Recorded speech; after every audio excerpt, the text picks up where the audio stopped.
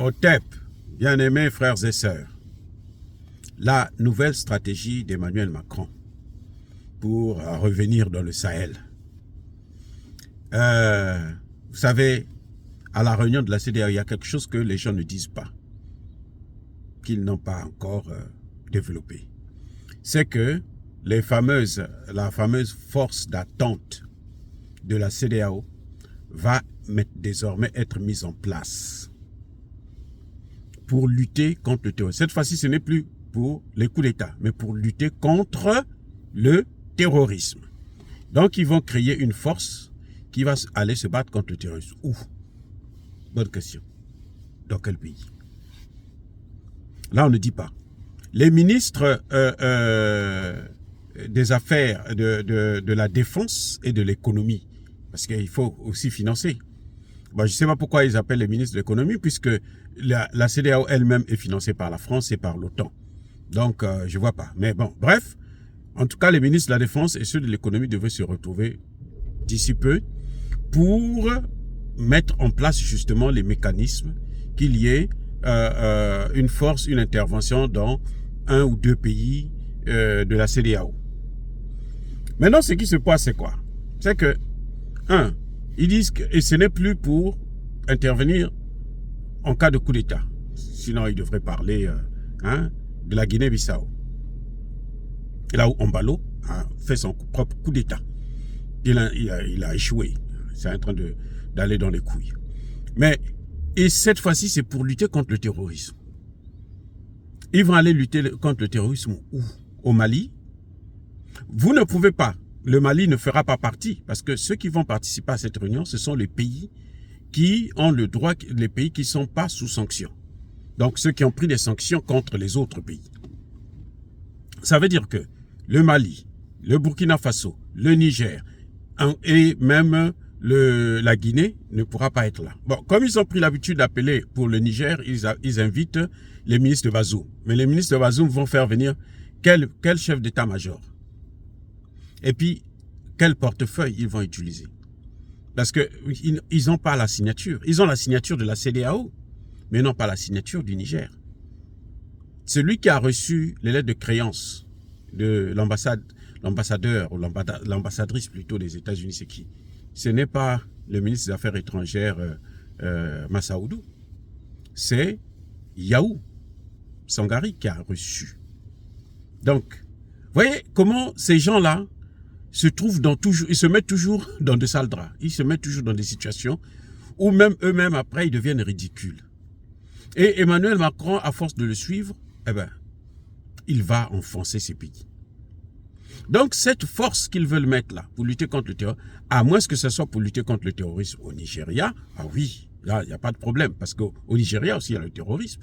À moins que ce soit pour lutter contre le terrorisme au Bénin, oui, il n'y a pas un problème. Ou bien encore au Togo, au Ghana aussi, il y a eu des actes de terrorisme.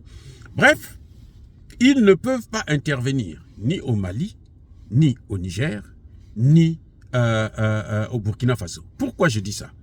Parce que pour intervenir dans ces pays, il faut avoir l'aval de ces pays-là.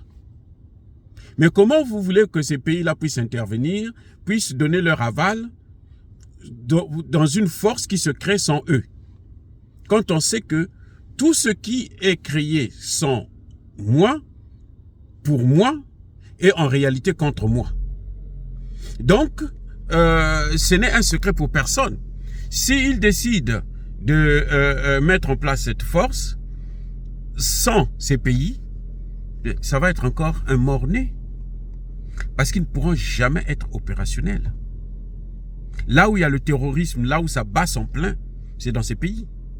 C'est pour ça que vous avez vu qu'ils ont donné les miettes là. Combien?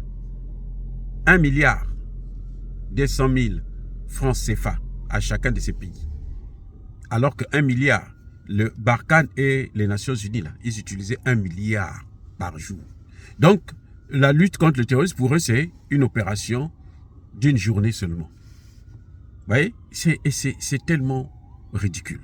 Les gens se posent la question, où est-ce qu'ils ont pu avoir ça, puisque leur budget à 70% est financé par la France et les pays de l'OTAN. C'est encore une autre idée saugrenue, une autre idée de con et à la con, parce qu'ils sont tous des cons. Oui. C'est dommage qu'ils puissent être aussi vulgaires, ridicules et idiots à ce niveau-là. Il est impossible de mener une intervention dans un État souverain sans l'accord de ce pays, même si on est membre de la CEDEAO. Les seuls, je vous le dis encore, qui ont le droit de s'ingérer, ce sont les Nations Unies. C'est le Conseil de sécurité des Nations Unies qui le fait après une résolution des Nations Unies.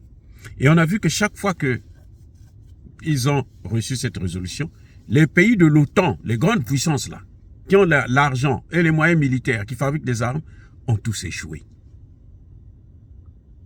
Alors, que peut-on attendre des minables, des gens mal formés, qui ont attendu 10 ans pour se rendre compte qu'il y a le terrorisme dans le Sahel? 10 ans? Vous vous rendez compte? Mais il faut dire que ces gens ce sont des malades. 10 ans pour se rendre compte que non. Mais le terrorisme est en train de faire des ravages. Et qu'il faut prendre ça au sérieux. Donc voilà, la CEDEAO, comme d'habitude, elle est en train de mourir. Mais elle essaie de résister pour sortir la tête de l'eau. Mais au fond, la CEDEAO est malade. Elle est dans un état, dans un coma cérébral. Et qui, probablement, ne va pas la ramener à la vie. Dire cela, c'est inciter à la haine ou à la violence. Non. Encore une fois, bien-aimés frères et sœurs, Yaba colère V, Yamalem, soyez bénis, abondamment bénis par le Dieu de Kémite et par nos ancêtres angélisés. Vive l'Afrique éternelle. J'ai dit et j'assume.